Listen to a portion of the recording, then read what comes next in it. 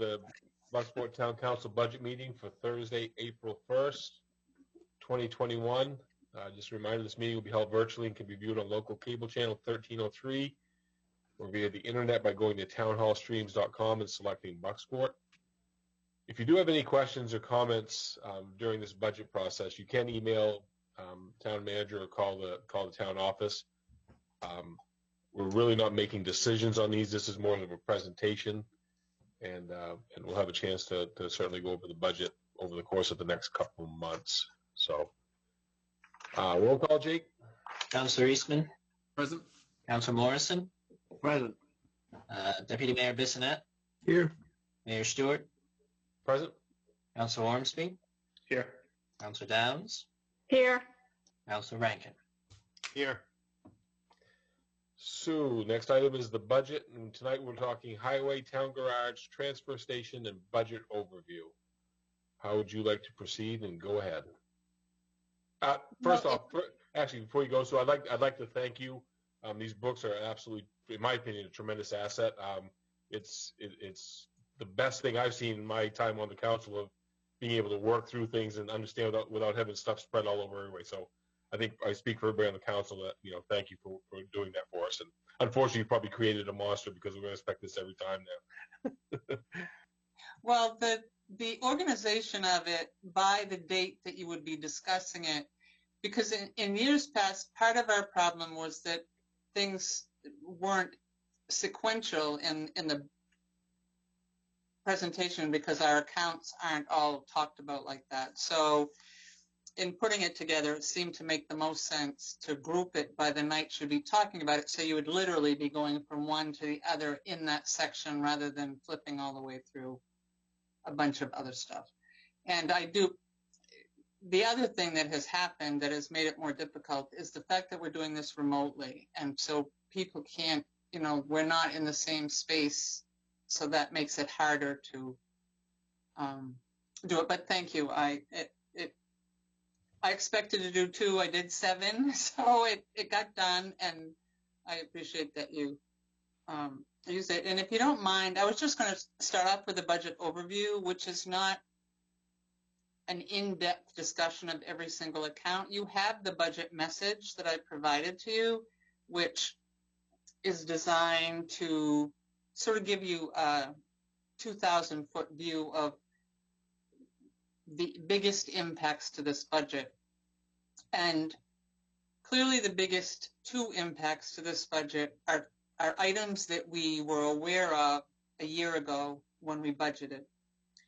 One of those was debt service on the first year of the road bond that was approved by voters in November. And that $170,000 amount was part of that referendum question. So when 70% of the people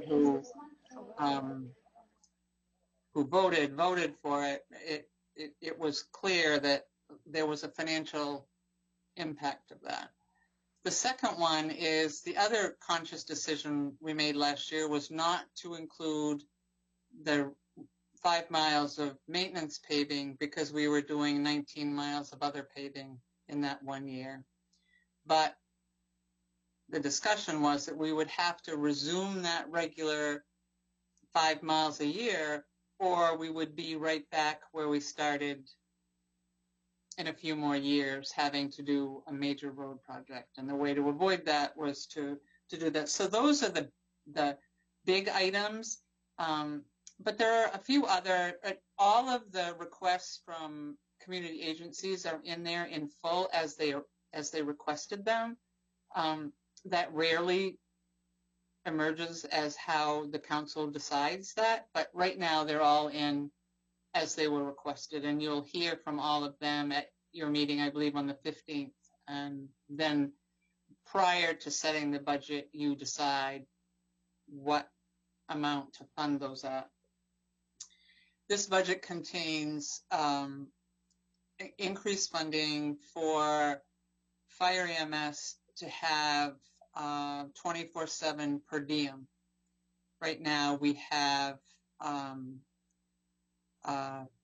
daytime per diem that was included in last year's budget, but their request is to make that a 24/7, and that adds a $40,000 price tag to that budget. Our town clerk has, on a very small scale, requested funding to replace our voting booths, which are with some that are much easier to manage in terms of setup and takedown and storage and all those kind of things.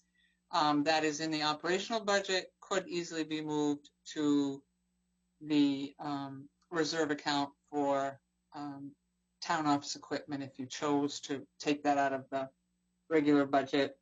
The county tax increase is about 5% this year. It's a little over $10,000. Administration's increase, in addition to that, involves my change in salary if that's approved by the council based on contracted number of hours that has increased. And it also includes the fact that we have an employee retiring that will have a significant amount of vacation and sick time payout right at the beginning of the fiscal year, and that, which is why I've left her salary in it's normal, because we will have to pay not only that, but whoever replaces her for the whole year. So that number is bigger than it would be next year, but for this year it is has to be that in order to accommodate that year end. She fortunately gave me enough time so that I could consider that in the budget as we worked on it. As I said in the memo, there's no need to panic. Some of these items were our requests, and some we knew were coming. There has been a significant increase in revenues other than tax in a number of areas. Motor vehicle excise is one, state revenue sharing is another. And we have considerable new valuation in the community as well. So I'm confident that we can maintain the mill rate for another year without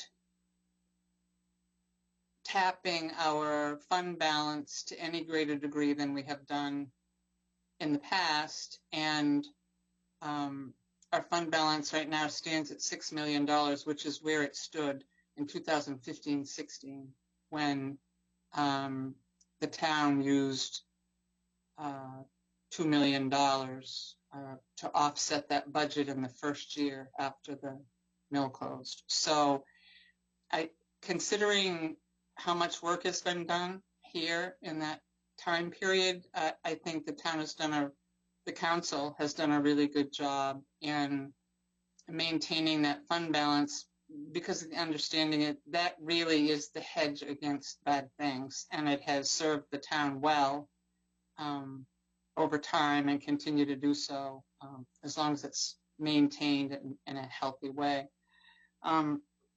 So those are kind of the bigger impacts to the budget. I'm looking forward to the review of this budget with the department heads, and I'm happy to answer any questions that anyone has about this, but that's sort of where we are. Your book has the whole budget in it together, as well as right at the front, as well as each account broken down. So as we go through this, if you have questions, please feel free to ask. But other than that, I will say it won't be possible forever to never raise the mill rate, and I would almost tell you that it wouldn't be responsible to wait until that was such a critical need that it created a brainwave. We've maintained or dropped the mill rate every year since 2015-16.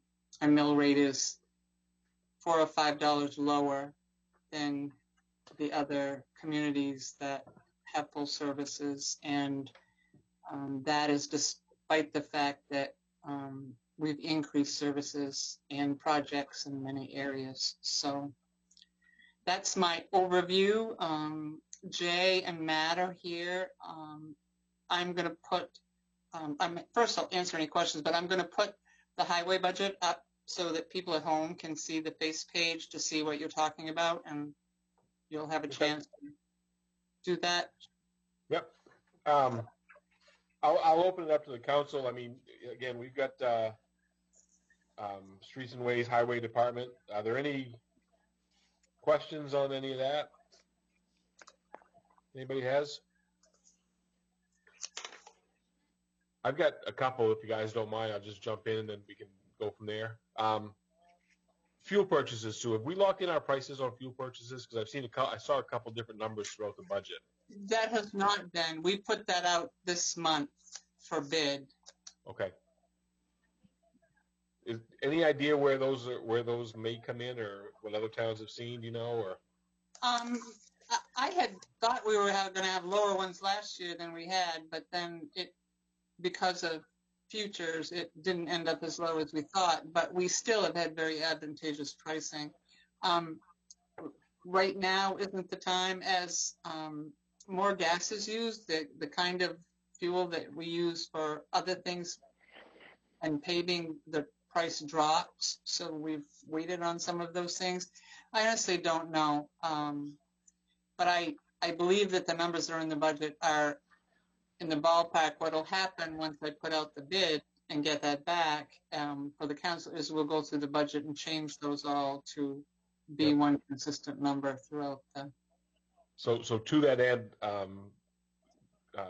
gravel and sand, has that been ordered yet, or are those prices locked in? Jay, do you know? As far as I know, there have been no changes to the cost of the gravel that I can buy. Okay, and the only reason I ask is because the sand is listed in one part as $5 a yard, but in the budget it's at $7 a yard, and just kind of curious which one we're going with on that. And to that, and I'll ask, and I don't know if it's ever been looked at. Every town and municipality across the county, across the area, uses sand and gravel, and I assume that we all buy it from the same distributor or different distributors. Has there ever, like with the RSUs or with the county, has there been any thought of looking to get one big purchase for an area, like an RSU area or something, or where we could maybe get a better deal on prices on some of this stuff? I have never heard of that on a gravel standpoint. No, I haven't. Okay. It's not to say that it doesn't exist. It's never been offered to us, like the sand, the state salt price and stuff. They offer that up to the towns, but I've never had anything come from anyone about the gravel or sand cost.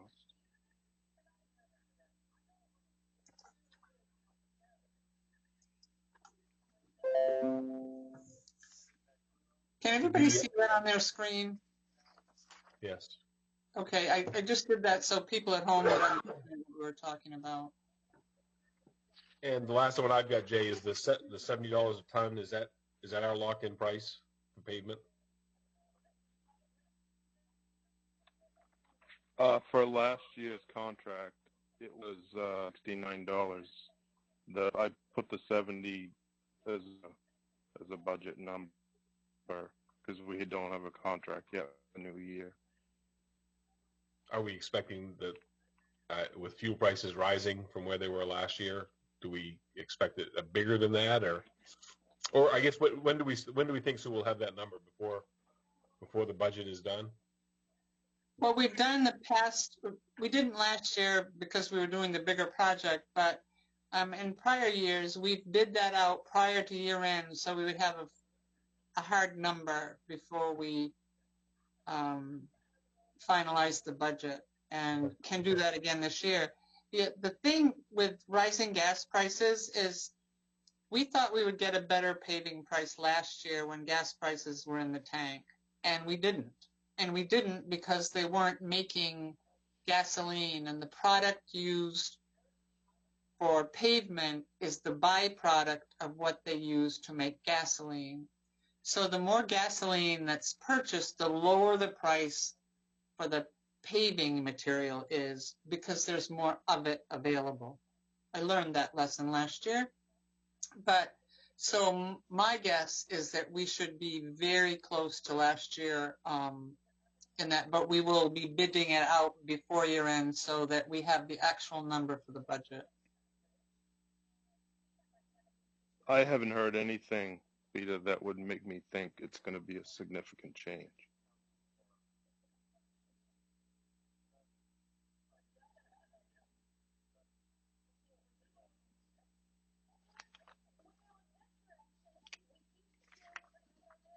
And then the reason I guess one of the reasons I look at that, and it's a concept or a talk we have every year.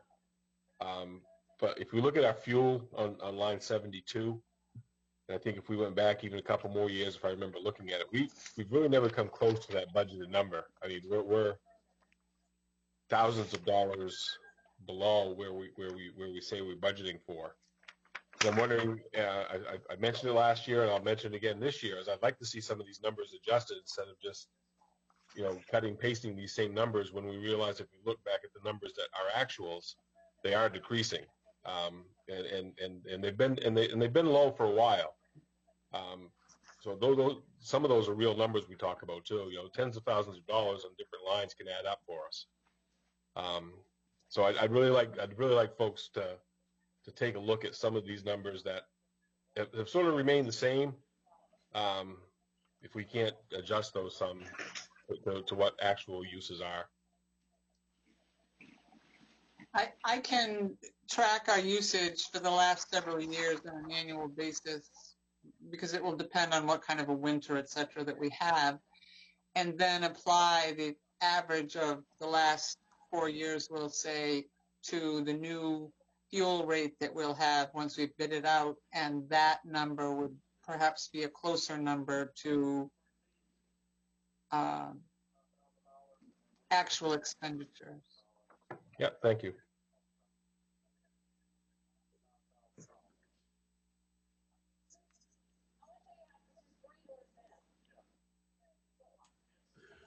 Is there contract negotiations coming up for the town employees this year, or is that done with?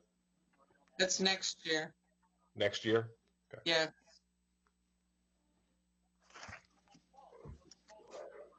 Quick question, kind of along those lines, with the mayor, if I could. Just on line 98 of the general highway budget, do we know what's planned for both planting and removal of trees in town this year? I know last year there wasn't any. I'm assuming for the obvious reason, but just where the year before that it was significantly lower than what was budgeted. I imagine we're probably going to have to make up a little bit, but I'm just curious as to what the plan is. We have been basically tackling removals of trees. We haven't really been planting trees, but we've been taking down a lot of older dying trees or hazard trees as my contractor is available over the year. We didn't come close to using all of those funds, but we do have a long list of complaints about trees that I am working through. Okay. Yep. Thank you.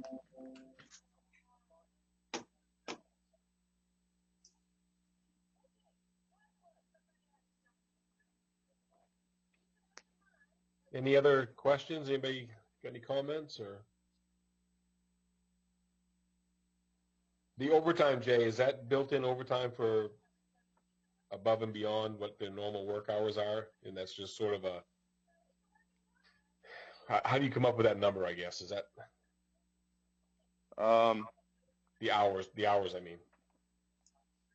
The hours are kind of a guesstimate because I never can tell how how the storms are going to go and whatnot. I mean, we don't do any overtime in the spring, summer, fall season. It's only in the winter. This year has been a super low. We haven't come close on overtime. We've been real low on the number of events. Yeah.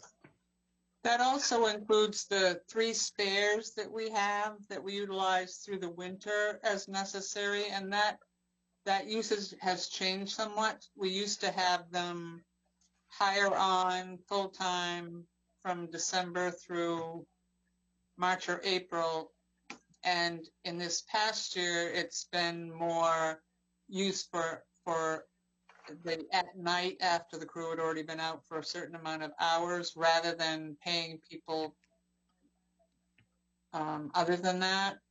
So that has also reduced the amount of cost under that extra and overtime line.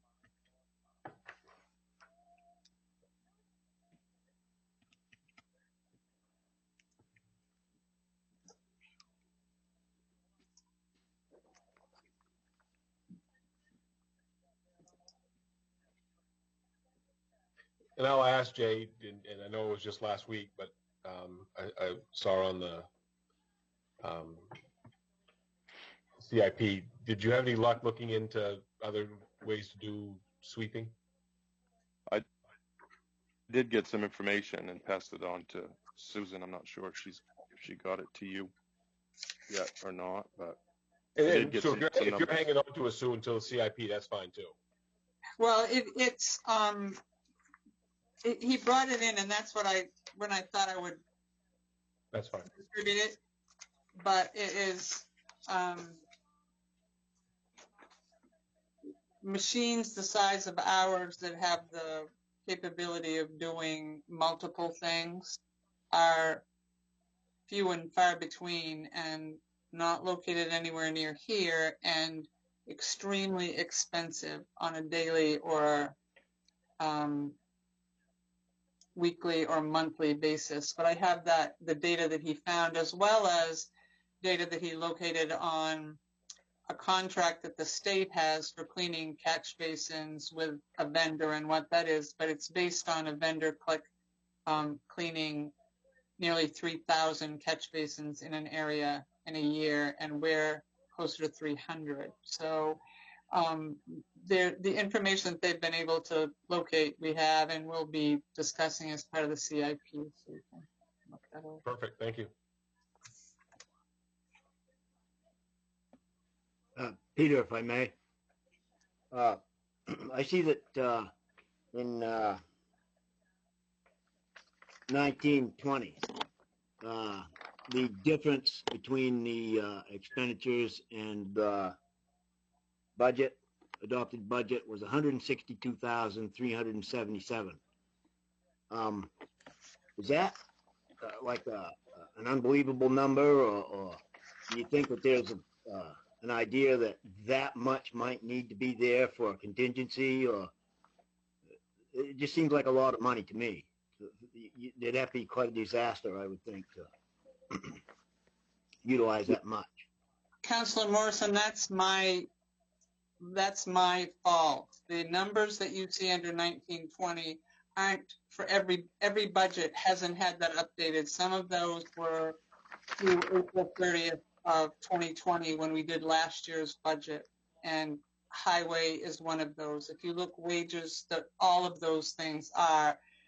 I have since updated the rest of it, and will be providing you so you can see under 1920 the total year-end expenses under every budget. I apologize. That's the issue with that, is that it's only through April 30th for some of these budgets. Okay, so that amount doesn't reflect. I see that it's quite a bit higher than the amount that was expended by 2/28/21 in that year. It's almost like nearly half what the thing is, and this is by comparison a long ways from half.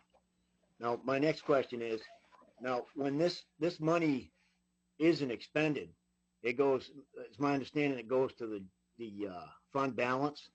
That's correct. Okay, and it doesn't go to the individual department's fund balance or anything like that? Okay, so it No. just goes to the general fund balance? That's correct. Okay, as long as I'm clear on that, thank you.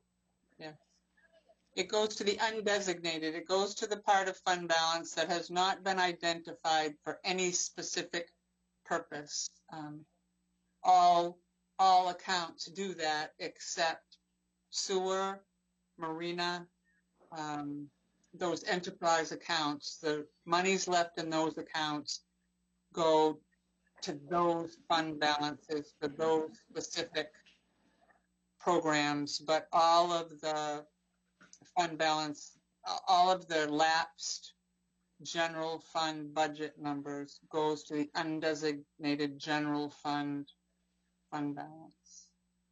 Oh, okay, thank you. You're welcome.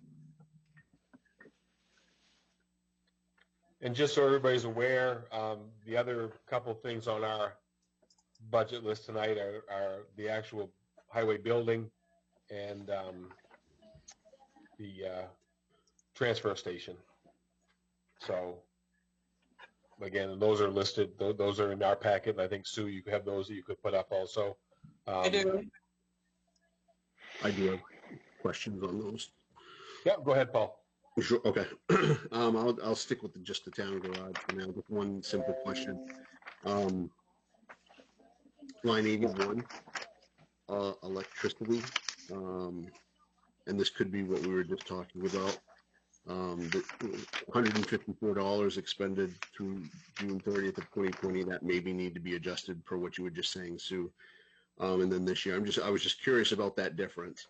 And then a follow-up question to that would just be what we're seeing as savings from the solar array out there. That number for electricity was prior to the payment, the annual payment to Revision Energy for the per kilowatt hour 12.4 cents that we pay per kilowatt hour to according to our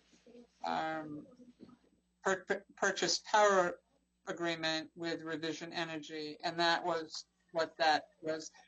It was dropped from 1920 to 21 to 3,500, and it appears that we're going to be in the $3,400 range for the end of 2021 once the final bill from them through June 30th posts, which is why it stayed down at 3,500 and didn't go back up to the $4,000 original item. But those, after the 6th year of that contract, the council will have the option of buying out that contract. If you remember, it's less than $100,000, 70-odd thousand, I think. And if you do that, then the electricity cost under the 8 accounts that are accommodated by that array would drop to pretty much zero, because enough solar is generated in a year during the spring and summer months to offset the amount that's needed in the winter months. So it's after that 6th year when the energy credits are no longer useful to the owner, which is Revision, that the town has the option of purchasing that. And back several years ago, when the council heard the presentation and discussed it, there was some sentiment that that money would be recouped fairly quickly, considering how many electric bills it covers. Thank you.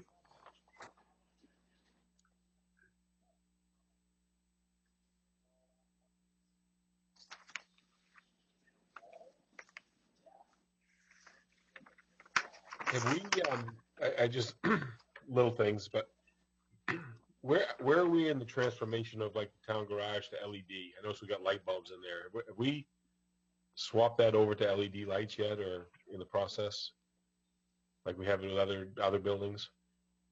We need to address electrical issues at the town garage.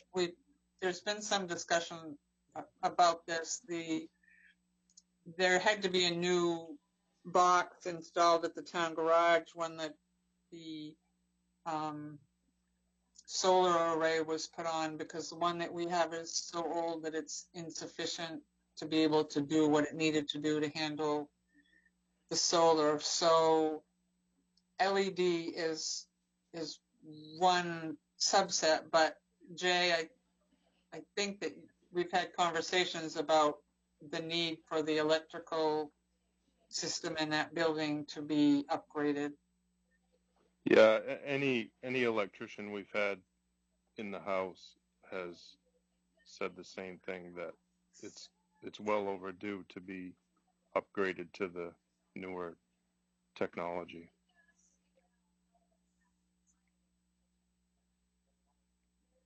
And at the time that we do something like that, LED would be part of that discussion, because that's really, other than the inside of the treatment plant building, is the only place we don't have LED now. Any fixtures or anything that needs work or gets replaced, we always replace them with the LED technology. I just remember having the conversation at the town garage. I thought it was the last place. I was wondering if it was in the works to at least getting that done. What are we looking at for our ballpark cost of fixing the electrical system? I don't have an actual number I could give you right now, but we certainly would like to look into that to see what potentially we could do. Yes. Jay or Sue, is there a timetable for when that work that maybe just in discussions between the two of you that has been tossed back and forth about when that work might happen? Just curious. Yeah, we haven't set a date or a goal. It was just in conversation that we need to talk about it and decide, how much we're willing to put into it.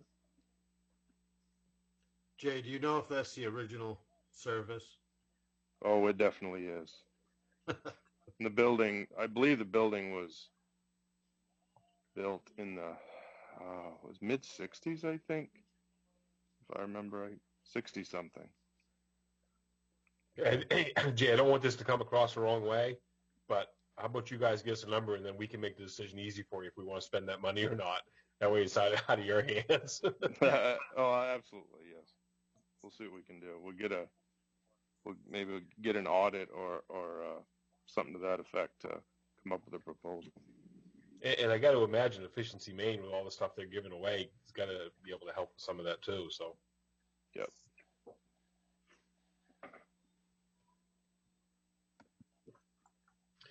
Any other questions, folks? Like I say, transfer station. The only thing that I saw in there was sort of the 10%, 12% increase on the tipping fees. Is that what's that related to, Sue? That's a result of increased trash and a slight increase, the contracted slight increase in the fee. It's not significant. It's what was built into the contract for disposal. So, goodness gracious, I can't find my way back into the meeting. There we go. That's what that is we've seen 2021 has seen a huge amount of home improvement type activity. The kind of stuff, we're shipping a lot of demo. We're shipping a lot of trash. People are eating at home. Our trash numbers have gone up as a result of that. The year of staying home. Everyone's become an HGTV convert and done, or many have done, work to their homes that has resulted in demo and other.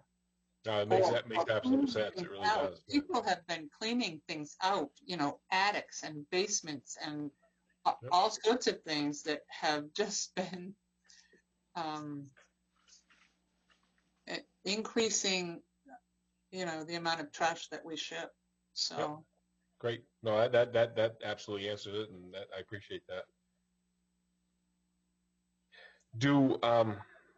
What was the last thing I had? It'll come to me here in a minute. I just had it.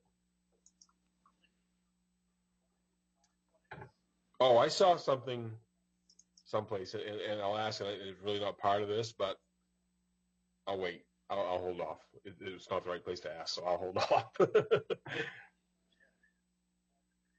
That sounds interesting. Well, I mean, I saw where the animal shelter was asking for a bunch of supplies and stuff. They were clamoring for food and for supplies for the animal shelter, and I'm just wondering if that's, when we get to that, is that something in there that we can look at, because there's a again, people staying home and staying around. It sounds like they've got a pretty large need out there that I want to make sure we're addressing if we're going to be responsible for that. The history of and that's not, the police department will address this when we get there, but the history of that facility is that it has consistently received significant contributions from businesses and individuals of food and all those kind of things in terms of that. And I think that they're operating the way they've always operated, which is that way. As you remember here, not too long ago, we had a $4,000 donation from a family whose loved one had passed away, and the animal shelter helped them rehome the pet. That was a significant amount. But, as needed, we certainly buy supplies. No, Yeah. None of the animals are going hungry, but it's a pet donation kind of thing for many people in terms of that local support, and our animal shelter has relied on that for many years. It was just mentioned that it seemed like that was odd. That was noted, that because I thought we were normally taking care of that, or it had been taken care of. Jake, it sounds like you had something.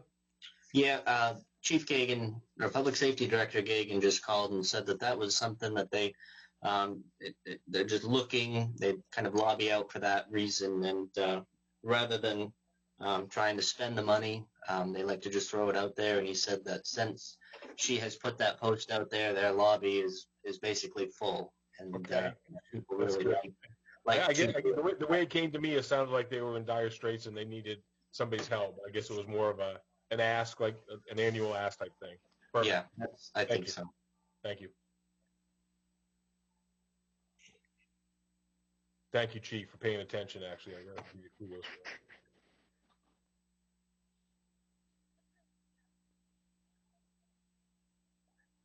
Anybody got anything else? I mean, there's not a lot here. This is one of the smaller ones, but it is significant. I mean, it does matter. We want the trash picked up and the roads taken care of. So,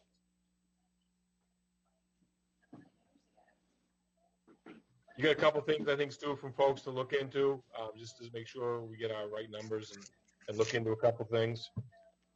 Yes, I have made notes of all of those. All right. So next week, will we do the budget hearing after our regular meeting? Is that when it's going to be on the agenda, or? It's at the end of the agenda, yes. Okay. All right. And I assume that public hearing will be at the end also? That's where it's scheduled, public And hearing. the reason I say that is just so you guys know, we decided about a week and a half ago, 2 weeks ago, to do a graduation down at the academy. And I've got to be there for that. It starts at 6.